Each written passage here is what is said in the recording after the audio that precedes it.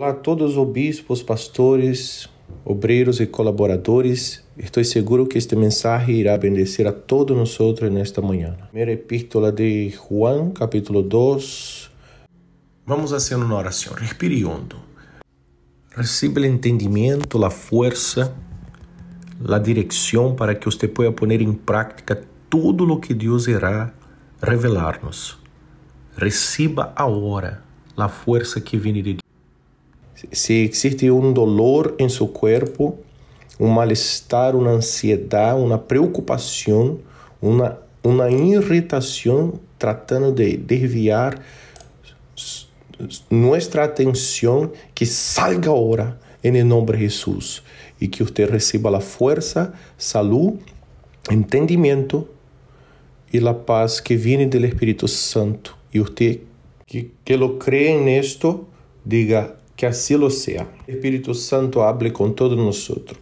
Está escrito en la primera epístola de Juan, capítulo 2, dice: hijitos míos, dirigiéndose a las personas que él había evangelizado, había determinado la liberación, pero usted sabe que quien convierte es el Señor Jesús, no es el pastor, no es la iglesia.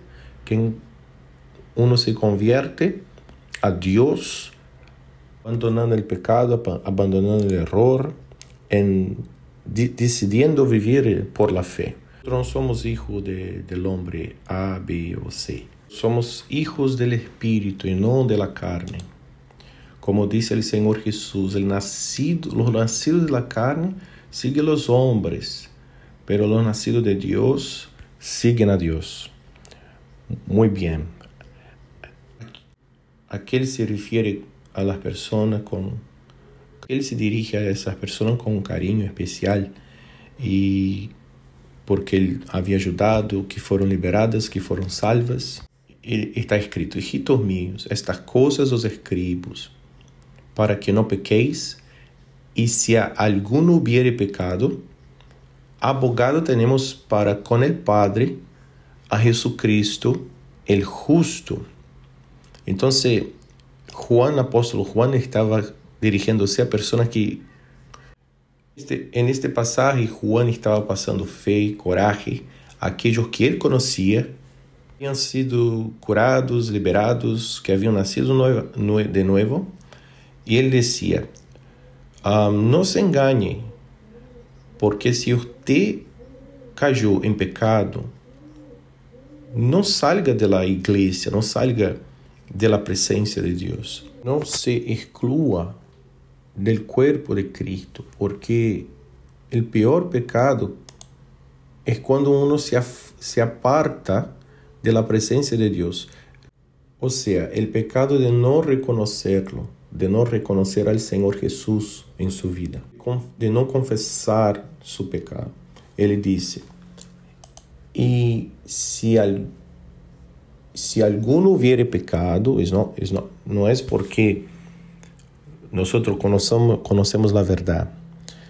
Incluso nosotros que predicamos la palabra. Por ejemplo, usted como obrero, usted predica la palabra. En el grupo que usted participa, en las personas que usted cuida, usted está predicando, usted está dando un consejo. Quando você habla com alguém, você está predicando com aquela pessoa. Quando você diz para alguém, por exemplo, para que ela se bautize nas águas, isso é prédica. Você está predicando a pessoa, você está ensinando, você está orientando, ministrando, você está orando. Quando você ora por uma pessoa, você está ministrando. Então, isso é uma responsabilidade. E para aqueles que já são bautizados com o Espírito Santo, você motiva a pessoa para que ela seja usada por Deus. Ou seja, está escrito que nós temos que ser testigos da palavra, praticantes. Nós ensinamos a las pessoas. Então, ele diz: temos um abogado para com o Padre, Jesucristo. Ou seja, quando cometemos algum pecado, algum erro, ou seja, a palavra de Deus diz que nós somos pecadores, cometemos errores. E isso não é motivo para que você se excluya do corpo de Cristo, da igreja, da presença de Deus, né? Temos que ser humildes. Ele disse em la palavra, temos que falar com nosso abogado. Quem é nosso abogado? É o Senhor Jesus, que é justo. Justo. Ele vai interceder junto ao Padre. Pero para isso nós temos que ser disciplinados. Se você, por algum motivo, teve algum erro, você tem que ser humilde e buscar a seu pastor, explicar-lhe o que passou e não trate de justificar-se. Não trate de justificar-se. E continua o versículo 2. E Ele é a propiciação por nossos pecados, e não solamente por los nuestros, sino por los de todo o mundo. O Senhor Jesus não solamente sacrificou a si mesmo, pero Ele levou sobre si nossos pecados. E não só por nós, por los que todavía não estão salvos, todavía não querem chegar à igreja. Então, imagine-se, se Ele se sacrificou por aqueles que não reconheceram, imagine-se por nós que reconhecemos. Então, se por algum motivo você se equivocou, humilhe-se delante de Deus, hable com seu pastor, porque Ele é o que nos perdona. Então, Ele disse, temos ao Senhor Jesus como nosso abogado, que é justo. Ele é a propiciação por nossos pecados. Ele sabe interceder por nós, para que nós não fôssemos condenados e separados de Deus. Então, Ele conclui, e não somente por nós. Então, se por algum motivo houve algum erro, algum pecado, abandone seu erro, porque o Senhor Jesus é a propiciação por nossos pecados. Versículo 3. E en esto sabemos que nosotros le conocemos si guardamos sus mandamientos. Entonces, no encubra el pecado. Asuma su error, conféselo, e el justo abogado, que é o Senhor Jesus, ele vai interceder delante do Padre e vai ser a justiça. Qual é a justiça de Deus? Ele vai remover toda a acusação, ele vai remover todo o que está separando a você de Deus. Pero para que isso aconteça, temos que reconhecer, temos que guardar os mandamentos. Quem não lo guarda, quem não lo guarda os mandamentos, quem insiste no erro, não conhece a Deus.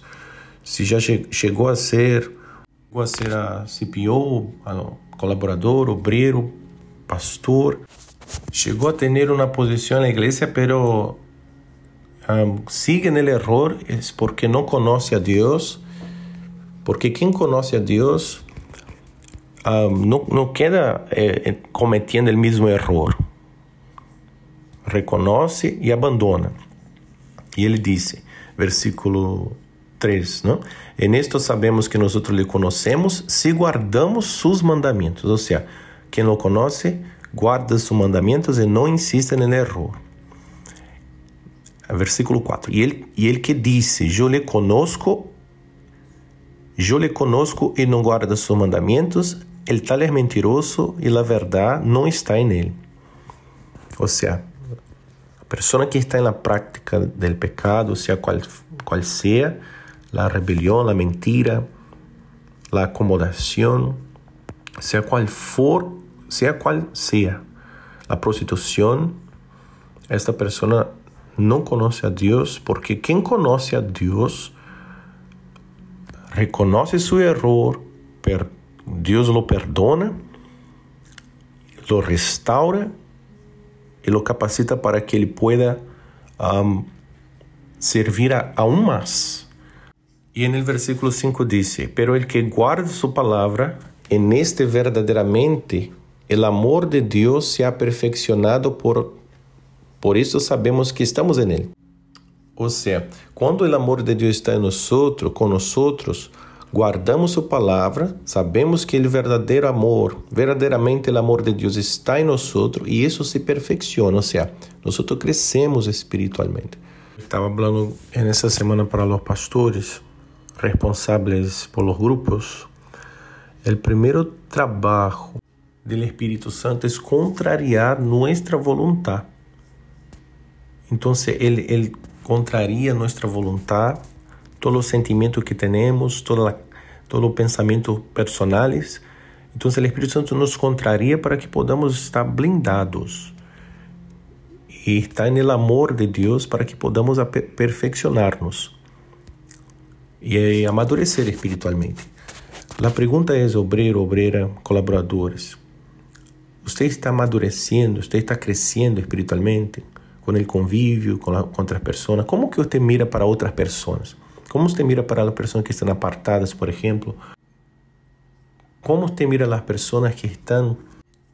O sea, en esto conocemos que estamos en Él, que estamos en Jesús, cuando estamos perfeccionándonos espiritualmente, y en su misericordia, en su gratitud, en la perseverancia. Y Él dice, y versículo 6, el que dice que permanece en Él debe andar como Él anduvo. Repita conmigo, el que dice que permanece en Él debe andar como Él anduvo. Entonces, vamos a andar como el Señor Jesús anduvo y el mundo tendrá la oportunidad de ser evangelizado a través de su testimonio y mucho más almas serán salvas. Caminando por el Jardín de las Oliveras aquí en el Templo de Salomón, y yo estaba diciendo, el Señor Jesús tiene prisa para volver, buscar a su iglesia y livrarnos de la gran tribulación que está por llegar, pero Él quiere livrarnos. Ele quer usar-nos como nunca antes. Então, vamos prontificar-nos de servi-lo, de apresentar-nos delante dele e seguramente ele vai usá-lo como nunca antes. Muito bem, que Deus nos bendiga a todos, que tenham uma excelente reunião e hasta pronto.